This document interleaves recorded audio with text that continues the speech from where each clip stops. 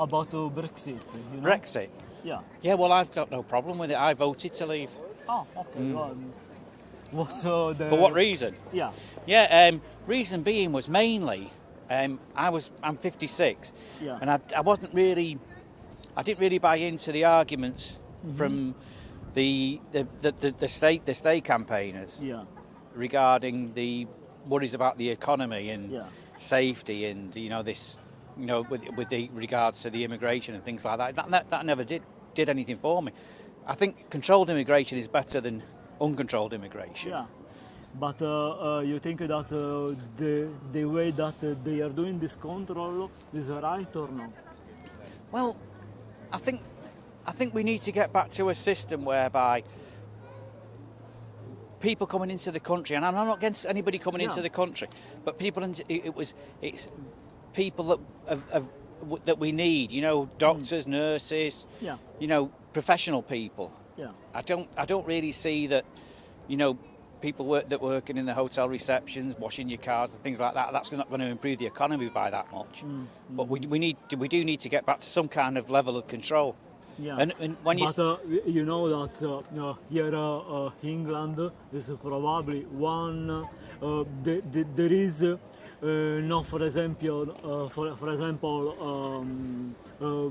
citizen register. Yeah.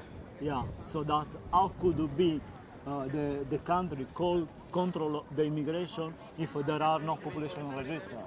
Well, again, that goes back to the old system that we had, where you applied to come into the country via a visa process, whereas now there's no real control.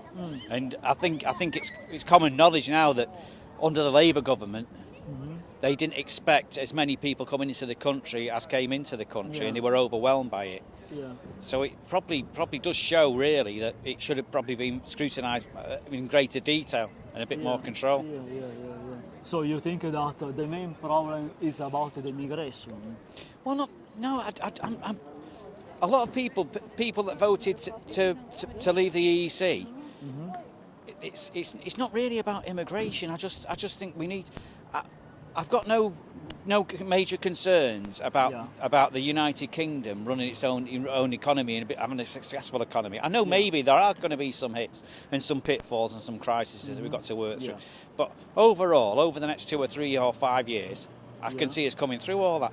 But I just think immigration has really been important to this country, because you can look around and you can see it everywhere. People walking past. I think we're probably one of the most welcoming countries in Europe, really. And straight away, as soon as somebody finds out that you voted to leave, they see you as some sort of racist or something like that, and there's nothing further from the truth. But I just think you need to get back to a model whereby people that are coming into the country have got something to give to the country. Really. I mean, we've got lots of British people in this country that don't work. And they need to be encouraged to work in some way, and they need to. There's a lot of people that come into our country that take the lower paid jobs. And people on our benefit system, they're not prepared to come off the benefit system to take these lower paid jobs. And I think there's been a vacuum. It's created a vacuum that we need to bring people in to cover these jobs, because we can't get people off unemployment benefit to cover these jobs. And I think it's been a bit of a scapegoat for the government. It's been an easy opt-out for the government. But in that, about the employment system, if you see that people that come, immigrants, especially from some countries, Eastern Europe, for example, the job that they get, it's the lowest. The most less paid work, and paid on much lower less levels than what they should get. Well, and I think it's wrong. It's because there's no control over the system, and there's no protection for people coming into the country, and people are being used and abused, and they're going into apartments and where there's overcrowding, and they've got no choice because they can't afford to get back. Yeah, exactly.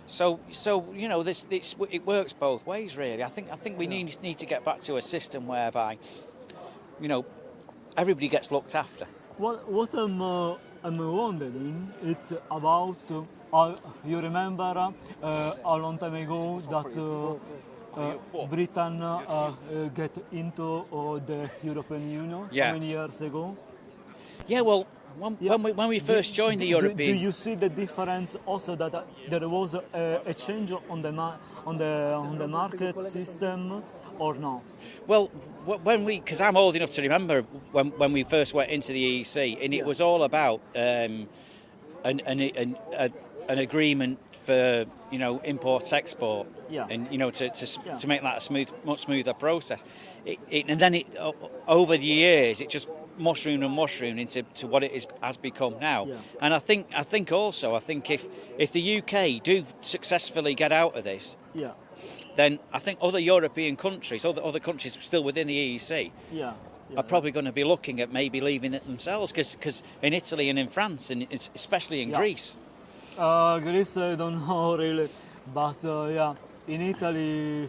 they're going more and more right-wing. But you think that, for example, for Italy would be good to leave the Europe on the situation? People's feelings are changing, aren't they, across the world? There are some...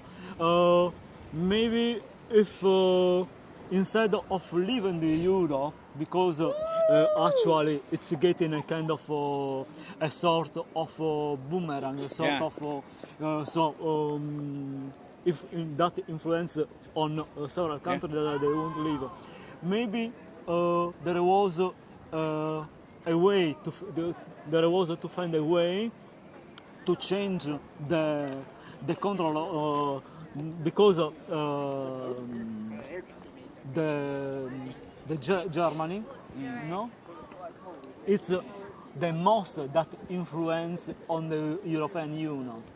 They do a kind of dictatorship. Yeah. It's a kind of Well, attitudes seem to be changing now across all of Europe. Yeah. As regards this, and you look as far as what's happening in America with Trump, and people's, I think most ordinary people that have ordinary incomes, I think they probably feel a little bit estranged from everything else that's going on in the world. Everybody seems to be the top 20%, and the 80% that don't seem to be doing quite so well seem to be forgotten, and it's probably a kickback to what's going on there, because I could never really understand why our leaders, David Cameron, was surprised at the result of Brexit.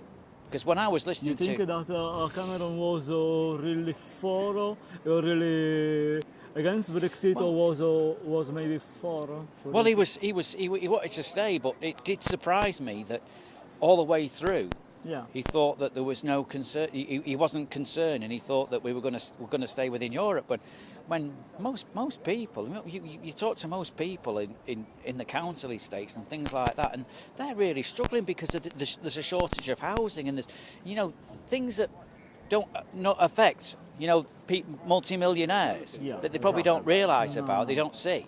Yeah. But people that, you know, like living week to week, it's them that's being affected by it all. Yeah, that is so.